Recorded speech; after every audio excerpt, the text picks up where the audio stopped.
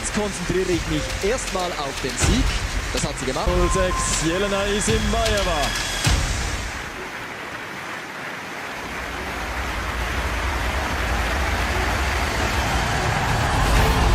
Ja, sie ist drüber. Welser. यह है Russian pole vaulter Yelena. इन्होंने वर्ल्ड रिकॉर्ड बनाया था 2009 में 5.06 मीटर हाइट का, जो अभी तक बरकरार है। इस हाइट का ख्याल रखिएगा, ये अपने जहन में रखिएगा, क्योंकि अभी फिजिक्स की बात करें और बहुत इंटरेस्टिंग होगा वो।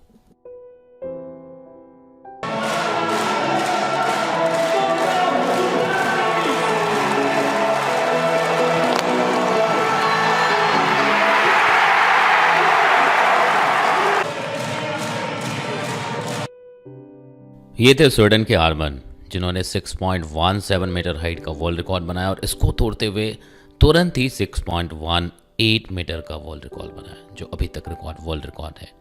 इस 6.17 एंड 18 को जहन में रखिएगा, इस पे बात करेंगे हम। चलिए अब हम लोग फिजिक्स की बात करते हैं। तो अभी तक जो भी बातें कर रहे थे वो हाइट के आसपास, मतलब जो हाईलाइटेड पॉइंट था दैट वाज हाइट, चाहे वो 6.18 मीटर हो या फिर 6.17 या 5 पॉइंट समथिंग। तो इसमें सबसे इंपॉर्टेंट जो चीज़ है, हाइट गेन कर रहे हैं, मतलब definitely gravitational potential energy gain कर रहे हैं। तो ये पोटेंशियल एनर्जी मिल किधर से रहा है, कौन सी एनर्जी पोटेंशियल एनर्जी में कन्वर्ट हो रही, ठीक है। तो सबसे पहले अगर हम बात करें मैकेनिकल एनर्जी से, अगर सोचना शुरू करें, हम उसकी बात नहीं करते कि बॉडी के अंदर chemical energy then work done हुआ वो सब कुछ। मैं ये कह रहा हूँ कि भागते हुए इस प्लेयर ने अपने आप में एक काइनेटिक एनर्जी स्टोर किया, ठीक है। तो अब वो जो काइनेटिक एनर्जी इन्होंने गेन किया, वो क्या डायरेक्टली ग्रेविटेशनल पोटेंशियल एनर्जी में कन्वर्ट हो गया? तो नो, पहले वो किसी और टाइप के पोटेंशियल एनर्जी में गया है, देन वो ग्रेविटेशनल पोटेंशियल एनर्जी में कन्वर्ट हुआ। तो चलिए अब हम इसमें फिजिक्स के प्रोसेस की बात करते हैं और मैकेनिकल एनर्जी से शुरू करते हैं, ठीक है। कि भाई इस बंदे ने भागना शुरू किया, उस बात पे नहीं जाते कि बॉडी के अंदर केमिकल एनर्जी एंड ऑल। वो भाग रहा है और फ्रिक्शनल फोर्स की वजह से एक्सेलरेशन मिल रहा है और ये अपनी वेलोसिटी बढ़ा रहे हैं और फाइनली काइनेटिक एनर्जी गेन कर रहे हैं। तो इन्होंने अपनी तरफ से पूरी ताकत लगाई और मैक्सिमम जितना हो सकता था इन्होंने काइनेटिक एनर्जी गेन की। अब मुद्दा है कि ये जो काइनेटिक एनर्जी है, यही ग्रेविटेशनल पोटेंशियल एनर्जी में कन्वर्ट होगा।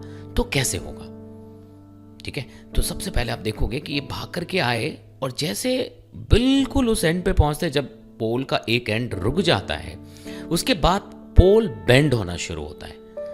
बेंड होना शुरू हुआ मतलब पोल को बेंड करने की जैसे कोशिश करेंगे, एक इलास्टिक फोर्स डेवलप हो जाएगा जो उस बेंडिंग के अगेंस्ट काम करेगा, और वही फोर्स इस प्लेयर की काइनेटिक एनर्जी को रिड्यूस करता है, डिक्रीज करता है, या आप यूं कह सकते हैं कि उसको अपने इलास्टिक पोटेंशियल एनर्जी में ट्रांसफॉर्म कर लेता है। मतलब ग्रेजुअली क्या देखोगे कि आप kinetic energy elastic potential energy में पहले कन्वर्ट हुआ, ठीक है, और एक्सट्रीम तक गया। मतलब कह सकते हैं कि इसकी काइनेटिक एनर्जी जब तक जीरो नहीं हुई तब तक वो बेंड होता रहा। तो आप इसको इक्विलिब्रियम पोजीशन नहीं कहोगे, इक्विलिब्रियम से दूर, इक्विलिब्रियम बीच में ही आ गया होगा जब इस बंदे के पास कुछ ऑलरेडी काइनेटिक एनर्जी होगी बची हुई, उससे भी दूर बेंड होता हुआ पूरी तरह से बेंड होने दिया इन्होंने पोल को, ठीक है। उसके बाद जब V जीरो हुई, तब इसके बाद ये इलास्टिक पोटेंशियल एनर्जी ग्रेविटेशनल में कन्वर्ट होना शुरू हुआ। मतलब अब इलास्टिक फोर्स वर्क करना शुरू करता है और इस प्लेयर को ग्रेविटेशनल पोटेंशियल एनर्जी देता है।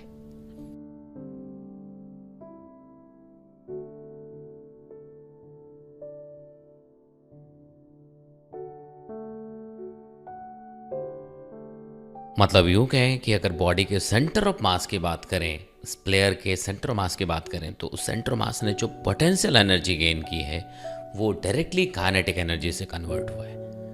अब जरा इस बात पे गौर करिएगा कि अगर 6.17 मीटर की हाइट गेन करनी है तो मतलब mgh को आप हाफ mv² लिखेंगे, मतलब half v² should be equal to gh, मतलब v को √2gh लिखोगे।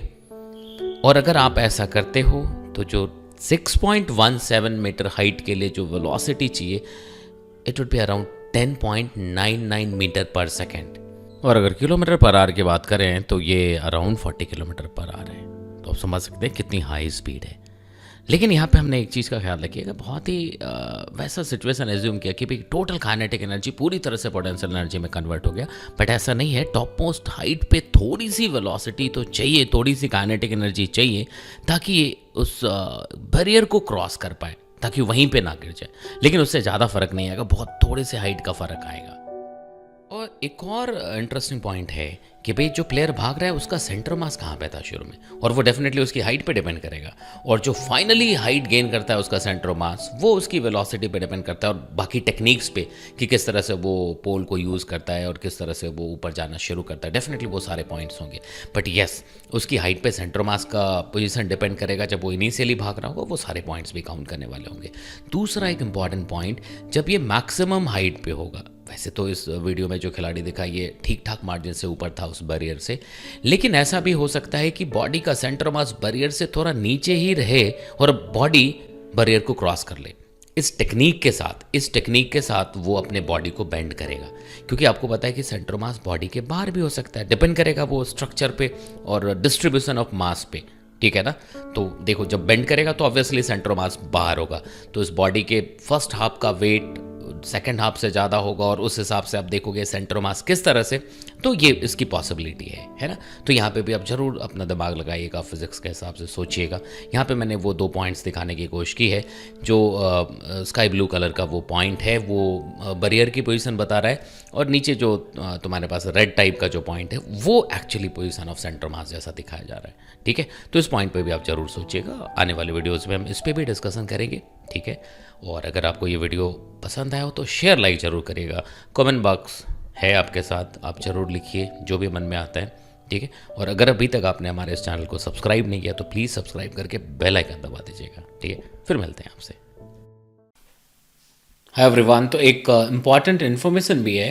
सो अनअकैडमी पे देखोगे यूसैट कंडक्ट हो रहा है, अनअकैडमी स्कॉलरशिप असेसमेंट टेस्ट, जो एवरी संडे कंडक्ट होगा 12 PM से 3 PM तक। तो आप फ्री इनरोलमेंट ले सकते हैं, और इसमें जो सबसे इम्पॉर्टेंट फीचर है जो आपको एकदम से ट्रैक करेगा कि जो टोटल स्कॉलरशिप है वो 1 करोड़ का होगा, जो टोटल स्कॉलरशिप मिलनी है, ठीक है। और मतलब इसमें आपको 100% तक की स्कॉलरशिप मिल सकती है अगर आप फर्स्ट रैंक सेकंड रैंक तक आते हैं, ठीक है। तो बिल्कुल भी इसको मिस मत करिए।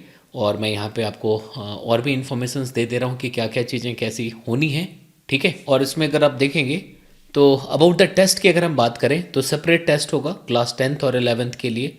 आप लाइव अटेम्प्ट करते हैं और ऑल इंडिया रैंकिंग भी देखते हैं।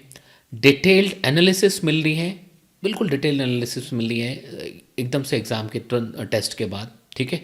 और जो पेपर है वो पूरी तरह से अनअकैडमी प्लेटफॉर्म पे जो बेस्ट एजुकेटर से उन्होंने बनाया हुआ है, ठीक है। तो जो स्कॉलरशिप टेस्ट होगा वो जो बच्चे 2023 टारगेट कर रहे हैं, लाइक जो 11th मूविंग स्टूडेंट्स हैं, एंड 2022 जो टारगेट कर रहे हैं, ठीक है। जो 22 टारगेट कर रहे हैं मतलब जो 11th moving student 12th moving students होंगे, ठीक है। टोटल स्कॉलरशिप की अगर बात करें तो वो 1 करोड़ का स्कॉलरशिप होगा, ठीक है। अभी मैं बताता हूँ कि कैसे इनरोलमेंट लेंगे, ठीक है।